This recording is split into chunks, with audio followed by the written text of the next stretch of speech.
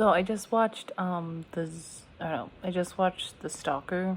Wait, no, it's called Stalker. And I kind of let it simmer for a few days, and like now I kind of think when I know what it means, or like my interpretation of it. So I thought I'd just get it out while I'm like thinking about it. Basically, I think the whole thing is about like becoming cynical and becoming like going through life becoming cynical, which I have dealt a lot with lately. Um, Basically, like, there's three guys that go into. If you haven't seen the movie, go see the movie. Okay. Anyway, there's the three guys that go into the zone, right? And the zone is kind of feels to me like going through life, I guess. So at first, they're kind of hopeless, like in the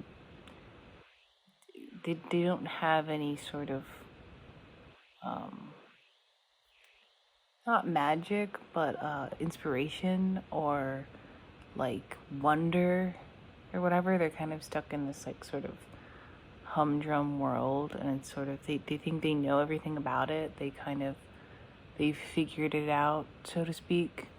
And when you start like thinking that way, then you become sort of bitter and cynical, and you become sort of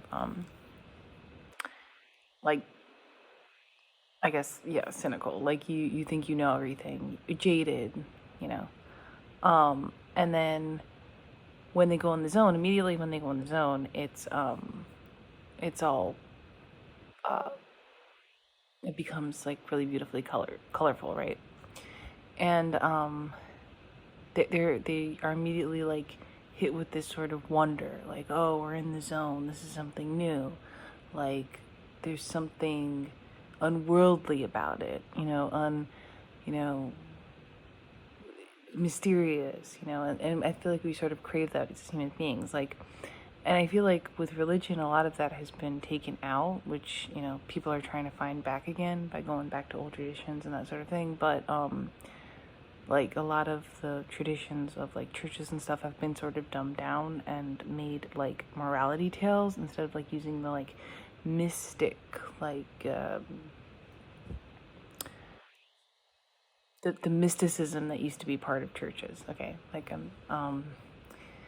so now they've sort of gone toward. I mean, a lot of people are trying to go back to that, in terms of like, um, I'm just thinking of like Orthodox Catholic stuff and like Latin masses, and people are trying to go back to a sort of mysticism and sort of wonder. Like if you look at the Eastern Orthodox churches that were built, they were built in a certain way that were sort of had this sort of otherworldly appearance to them, even the paintings and stuff.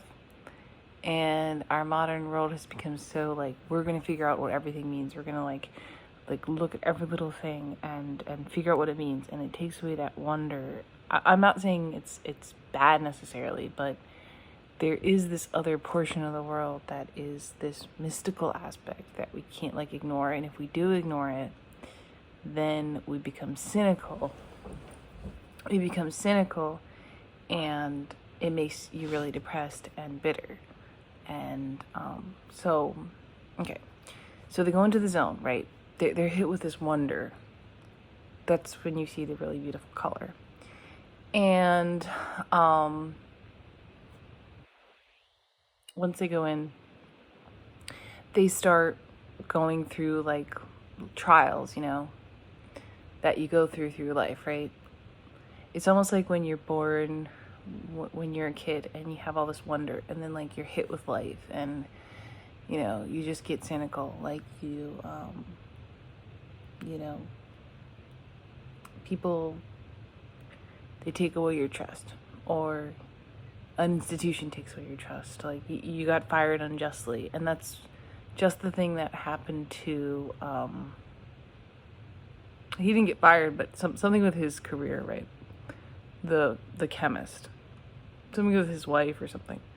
So he was cynical in the past, but anyway, you learn about that. But when they're going through the zone, it's almost like a little mini schism of going through the life. Like, so they come into it like this childlike wonder, right? And they can see the mysticism, and they can, everything is like very, like, wow. You know what I mean? I'm probably explaining this really poorly, but I just want to get it out now. And like, I'm thinking about that first part when the writer goes, and at first he's like a little bit cynical, but then he when they're throwing the nuts at first, and the one guy's like, oh, this is ridiculous, the writer's like, this is ridiculous, let me walk up to this house, it's right here. And he kind of gets that, oh my gosh, he thought he heard someone say something, but he didn't. He gets hit with like a little bit of a mystical experience, and we have those, so he comes back, but he kind of brushes it off, which is what a lot of people do. They have mystical experiences and they sort of brush them off, chalk it up to coincidence, whatever. I mean, and he rejoins the group, but he has a little bit of a maybe it is real, whatever. And I sort of think, like, the more you go on in life, the more sort of proof you want of stuff, I guess, instead of leaving it as what it is, which is you're not going to get the answers. It is the mystical thing, and I'm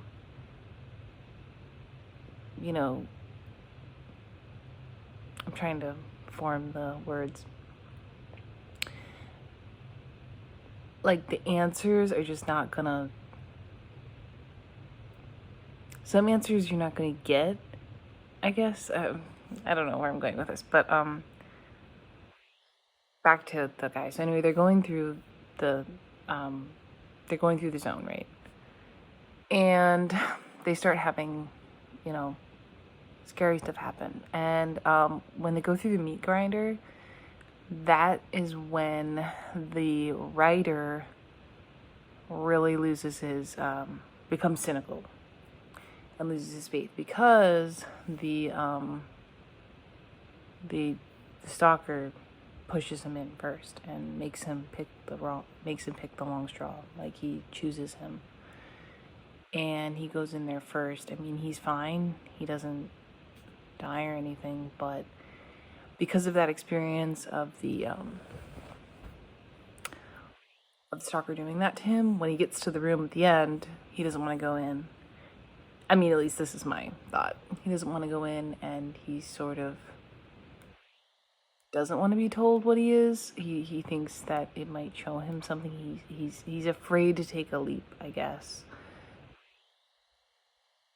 to discover what his true desire is, because he's afraid it'll be cynical, because he's gone through these experiences. And then when the stalker says, think about your past, because usually people they like become happy or something, and he's like, all I can see is faces of basically mean people. And like, I've been there too, like when you're just stuck thinking about like bad stuff. So he can't really go in the room. Like, he can't really fully experience the mysticism. Like, he can't experience, the wondrous, whatever it is, you know what I mean? I don't want to say magic, because it's not magic that I'm thinking of, but it's like that, mystical, I guess. He can't really experience it, so he can't go in. But, when he said that, I did have like a bit of a like, yeah, like, I agreed with him a little bit too.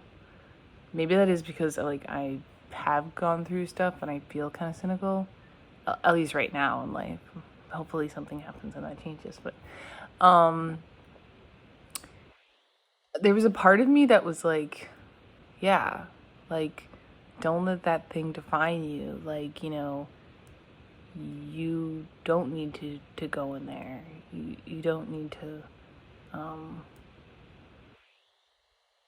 like, have that tell you who you are. But then it's like, is it telling you who you are because you didn't do it? Are you scared of it. And it also made me think of, like in Catholicism, there's this communion of souls idea that at the end of, like when you die, that basically you have to accept, I don't know this for sure, like I'm just, basically when you die, you will be, have a choice to reveal all of your life, like every part that was bad, to every soul. And then you're gonna see every other soul too, and then you'll like be able to understand how everything's sort of like intertwined.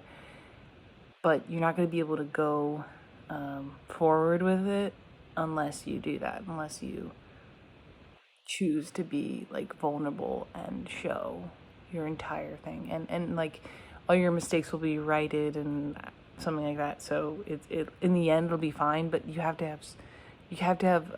don't not a big enough ego for you to know that there will be a good outcome at the end, but you have to be really vulnerable and like show your deepest, darkest part. But you get to see everybody else's thing too, so it kind of made me think of that. And then as for the other guy, the biologist,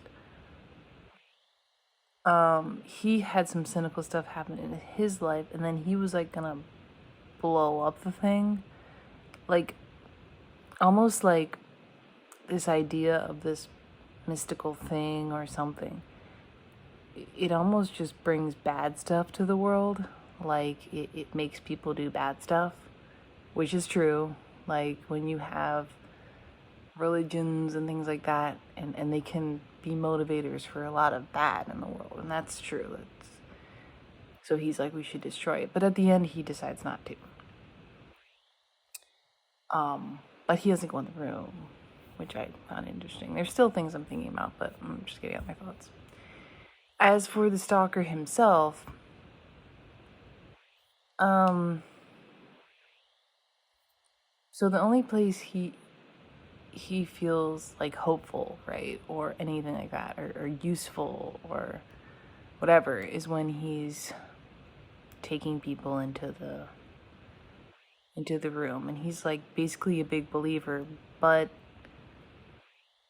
he's almost a believer in the way, like, I don't know, it didn't feel 100% good, his believing. Like, trying to get my thoughts on that. Basically, he didn't really. I felt almost selfish how he was believing in a weird way.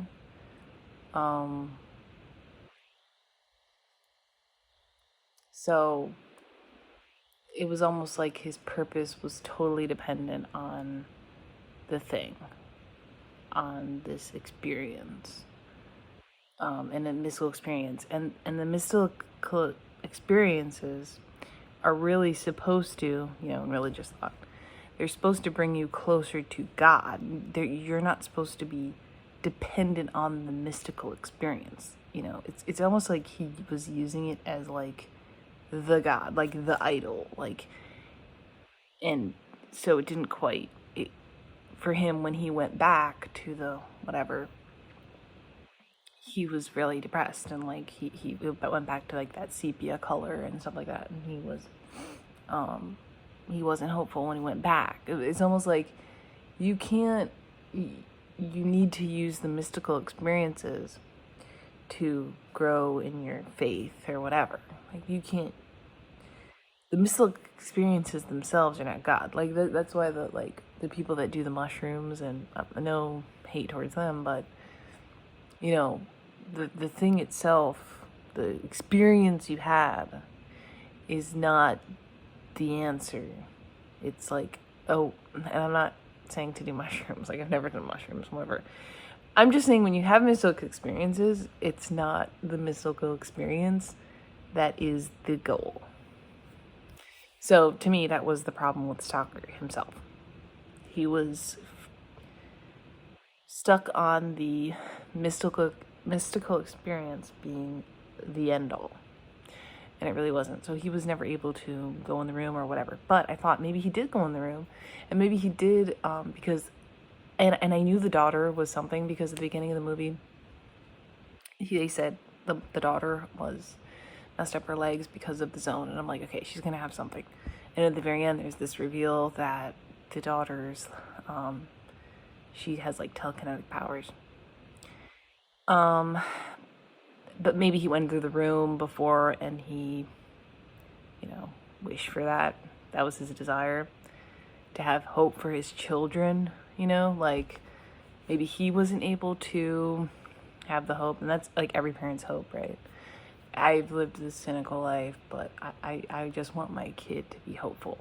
And like that's what I think like her having those powers was like. She has not cynical, and she's has like a faith, and like she has this ability to see the mystical as well as the real world.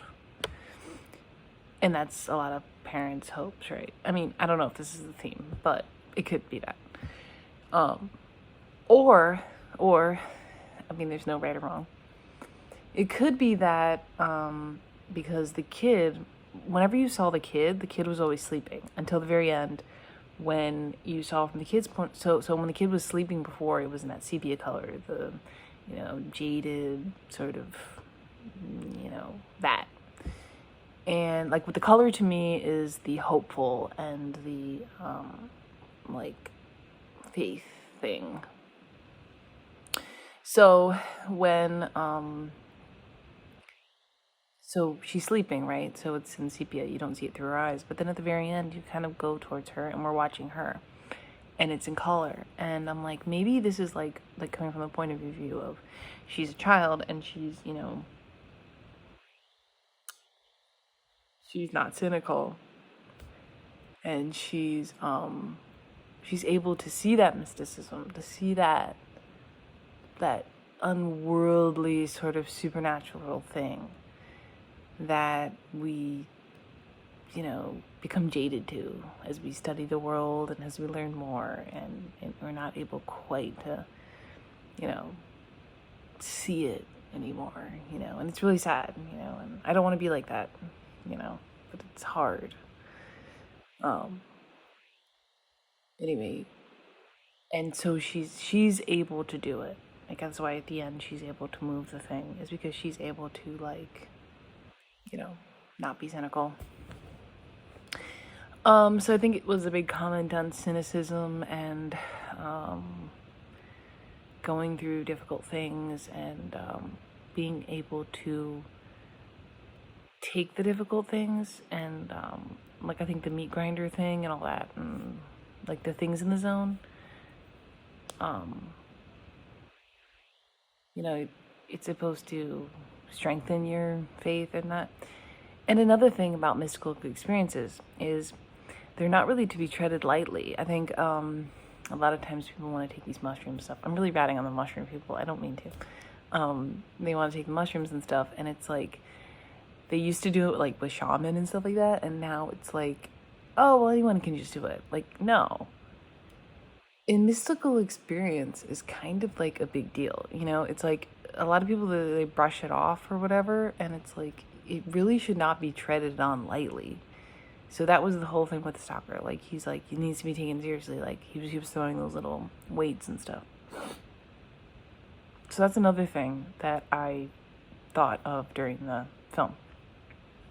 It's not to be taken lightly. Like the mystical experiences are to be taken out lightly in the way that you can't just do it willy-nilly. You can't just go into something that you won't and can't understand because you're not a part of that world, but you are a part of that world in a weird way, because I mean, if you believe in the religious thing of things, you're part supernatural, just having a soul, so you are a part of it, but you're not fully a part of it. So you kind of have to respect it in like a kind of scary whatever way. And the only way I can explain it into words of how you can respect it is if like someone is doing like a psychedelic trip and people do it like willy-nilly, and you would have to go into it with a certain whatever, and you can't just go into things willy-nilly, you know what I mean? And a lot of people do, and it kind of messes them up and their perspective is off, you know what I mean? But anyway, so Yeah, I think I think that's what it was meant. I don't really know, but I think the main thing of the story was um, cynicism will get you nowhere, even though it's really hard not to be cynical. But what does it get you? And you have to be open to mystical experiences. You have to have that glimmer of hope, and kind of try to see mystical experiences and be open to them. Because if you don't, you will live in this sepia colored world without any wonder, and that's depressing. And also, it's not really true reality because, we do have two different parts of ourselves. If you ignore one part, then you'll become cynical, living in the sepia world. If you go too far into the mystical, you'll lose yourself like the Stalker. And he wasn't really able to function, you know what I mean, in the real world. He was too into the other thing. He wanted to live there, you know what I mean? You can't do that either. So, anyway, that's my thoughts. I don't know if any of that made sense, but I just want to get it off my head while I have the movie fresh in my mind. It was a really, really good movie. It was really nicely shot, and it was just a really cool movie. I really liked it. I thought it was really, really good, especially right now because I'm feeling really cynical about a lot of things, and I really don't want to be like that, and you know it's very poignant. It's kind of strange. I watched it right now. I wanted to watch it now. Maybe that's some mystical thing. I don't really know. Okay, bye.